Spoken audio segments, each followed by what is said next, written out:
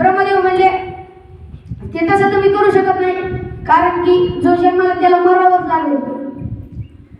आता लोकांनी ऐकलं कोणी मेलं म्हणून, कोणी आजू जिवंत आहे म्हणून ऐकलं नाही. आता सेंद्रिय शेती दिली सोडून केमिकल शेतीमुळे लोक 60 वर्षातच मारायला लागले. 60च्या पुढे कोणी जाईल. तर तसं 10,000 वर्ष तपश्चर्या केली त्याने. ब्रह्मदेव त्याला प्रसन्न झाले. ब्रह्मदेव म्हणले काय मागायचं माग, मी तुझ्यावर प्रसन्न आहे.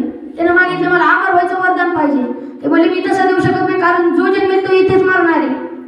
ते म्हणले मग मला तसं देऊ नका, मला नाही वर पाहिजे, मला नाही संध्याकाळी मृत्यू पाहिजे, नाही सकाळी पाहिजे, नाही घरात पाहिजे, नाही घराच्या बाहेर पाहिजे, नाही शस्त्राने पाहिजे, नाही कोणत्या अस्त्राने. देव लय चतुर होता.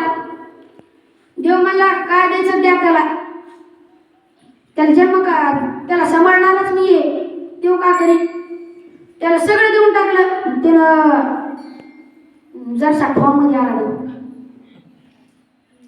त्याला अहंकार आला माझ्याकडे इतकं हे सामर्थ्य आहे, इतकं आहे.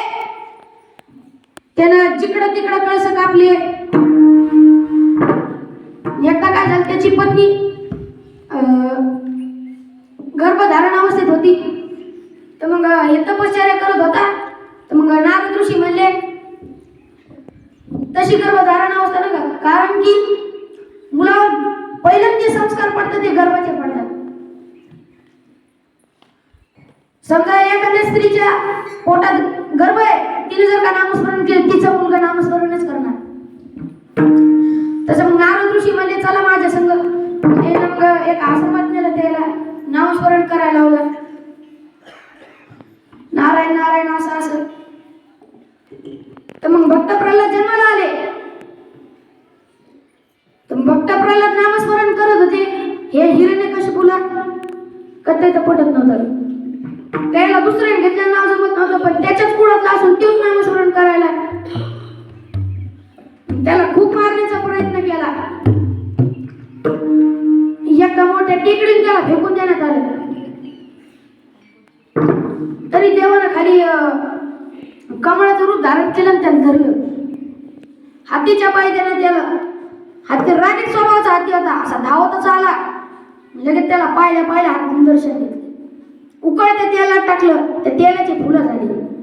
देव जिथं जिथं देवाचा भक्त तिथं तिथं देवे. जेव्हा जेव्हा देवावर भक्तावर संकट येईल तेव्हा तेव्हा देव वाचवायला येतो. तसेच देव नरसिंह अवतार घेऊन हिरण्यकशिपूचा नाश केला. तर शिवाजी महाराजांनी मुघलांना प्रतिकार केला, स्वतःचं स्वराज्य स्थापन केलं. स्वतःचं स्वराज्य स्थापन केलं.